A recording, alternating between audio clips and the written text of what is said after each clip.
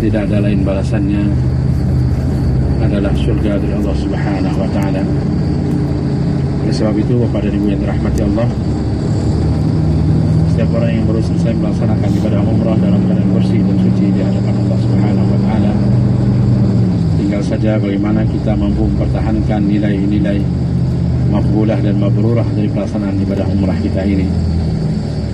Oleh sebab itu, umrah selain daripada ritual ibadah pendekatan kita kepada Allah Subhanahu wa Ta'ala, umrah adalah merupakan status kontrol sosial bagi kita dalam kehidupan sehari-hari.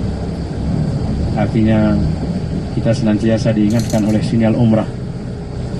Bila kita melakukan sesuatu yang tidak pada jalurnya, kita ingat bahwa kita telah melaksanakan ibadah umrah. Ketika semangat beribadah kita menjadi lemah dari panggilan Allah Subhanahu wa Ta'ala, kita ingatlah bahwa kita adalah orang yang pernah datang ke rumah Allah, yang pernah memenuhi panggilan Allah Subhanahu wa Ta'ala melaksanakan ibadah umrah. Oleh sebab itu, Bapak Ibu yang dirahmati Allah, dalam perjalanan kemarin ini kita sebutkan fabi'ai ala'i rabbikuma tukadziban, nikmat Tuhan kamu manakah lagi yang engkau dustakan.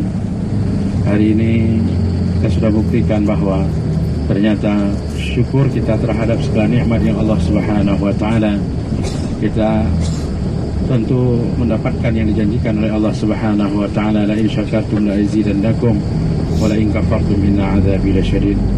Jika kamu bersyukur, maka sungguh nikmatku akan aku tambah. Tapi bila kamu kufur, ingat azabku sangat pedih. Wa man syakara, siapa yang bersyukur, fa innahu yashkuru li nafsi, bahwasanya sebenarnya dia bersyukur untuk dirinya sendiri.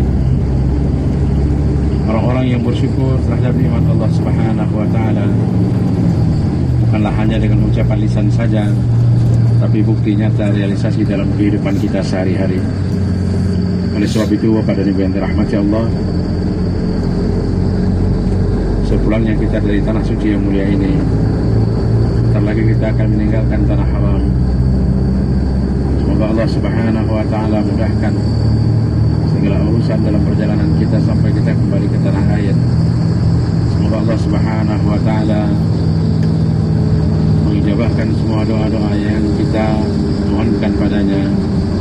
Tentunya semoga Allah Subhanahu wa Ta'ala memudahkan langkah kita kembali ke tanah suci yang mulia ini pada kali berikutnya. Allahumma la taj'al akhiral ahdi inda baitik. Ya Allah, janganlah Kau jadikan kehadiran kami merupakan kehadiran yang terakhir di rumah-Mu yang mulia ini. Semoga Bapak dan Ibu yang dirahmati Allah, seluruh lantunan doa dan harapan asa dan kepada Allah Subhanahu wa Ta'ala, Allah ijabahkan. Ud'uuni astajib lakum, mohonlah kepadaku, kata Allah, aku akan ijabahkan, aku akan kabulkan. Demikian Bapak dan Ibu, sedikit pencerahan singkat. Semoga hati kita terus penuh dengan zikir kepada Allah Subhanahu wa Ta'ala. Semoga senantiasa kita mengingat bahwa proses perjalanan umrah ini adalah merupakan suatu nikmat yang terbesar yang Allah berikan kepada kita dan menjadi kontrol dalam kehidupan kita sehari-hari, insyaAllah. Lebih kurang 1 jam ke depan perjalanan kita, Bapak dan Ibu, kita akan sampai di Jeddah nanti. Kita akan beristirahat sebentar di Balat, di Corniche, sambil nanti kita keliling beberapa tempat objek ziarah sampai kita ke Laut Merah, insyaAllah. Kemudian kita akan langsung ke bandara nantinya. Jam 11 malam insyaAllah kita take off meninggalkan kota Jeddah, dan mudah-mudahan nanti tidak ada halangan apa-apa sampai kita di Medan pada jam 12 siang besoknya, insyaAllah, dan kita jumpa dengan keluarga. Selamat beristirahat Bapak dan Ibu.